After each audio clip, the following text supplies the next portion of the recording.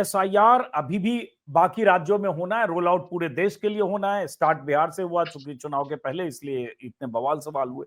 तो क्या आज के इस ऑर्डर से, क्योंकि चुनाव आयोग ये भी चाह रहा हो कि किसी ढंग से ऑर्डर में ना आए ताकि दूसरे राज्यों पर लागू ना हो, तो क्या इससे ये मान लें कि आज के ऑर्डर से कि अब एसआईआर कहीं भी किसी राज्य में हो, चाहे बंगाल में हो चाहे असम में, कहीं भी आधार उसका एक 12वां डॉक्यूमेंट हो गया? जी। मेरा मान्यता है कि बिल्कुल ऐसी इंटरप्रिटेशन सही है। हालांकि एक टेलीविजन चैनल पे एक वकील साहब बोल रहे थे कि नहीं नहीं, ये केवल बिहार के लिए है।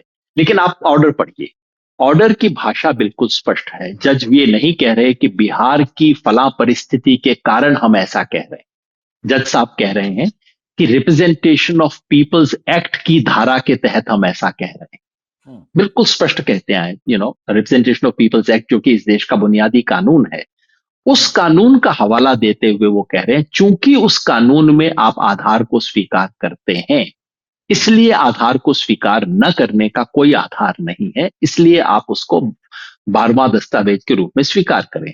अब ये जो तर्क है, ये बिहार का तर्क नहीं है, ये पूरे देश का तर्क है, ये इस देश का कानून है। रिप्रेजेंटेशन ऑफ पीपल्स एक्ट इस देश का कानून है।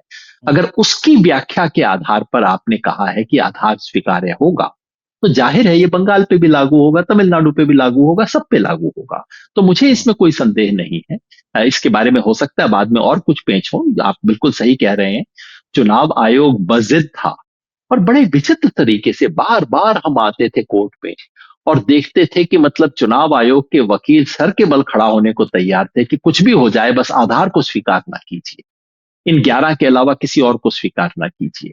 तो जाहिर है इसके पीछे बहुत कुछ बड़ा खेल रहा होगा, और जाहिर है वो खेल आज तो खत्म हो नहीं जाएगा। जाहिर है इस पे और कोशिशें भी होंगी, लेकिन आज का आदेश जो है उसकी भाषा इसके बारे में कोई संदेह नहीं छोड़ती है। अगर वो कहते कि बिहार में इन तात्कालिक कारणों की वजह से समय कम है, थोड़े हफ्ते की बात है, इसलिए एज एन एक्सेप्शन हम बिहार में आधार को अलाउ करते हैं, तो बात बिल्कुल अलग होती। और कोर्ट बिल्कुल स्पष्ट ऐसी चीजें लिखता है, exception not to be quoted as a president, ये सब बातें कोर्ट लिखता है। ऐसा कुछ नहीं है, ये straightforward interpretation of representation of people's act. और ये है, इसलिए मैं समझता हूं कि ये बात ये पूरे देश पे लागू होगी। और इसलिए मैं कहता हूं कि ये जो एसआईआर का पूरा आदेश है, वैसे तो अनकॉन्स्टिट्यूशनल है और उसके अनकॉन्स्टिट्यूशनलिटी की लड़ाई अभी बाकी है। क्योंकि ये कहना कि आप फॉर्म भरिए नहीं तो आपका नाम कट जाएगा, ये अपने आप में असंवैधानिक चीज है।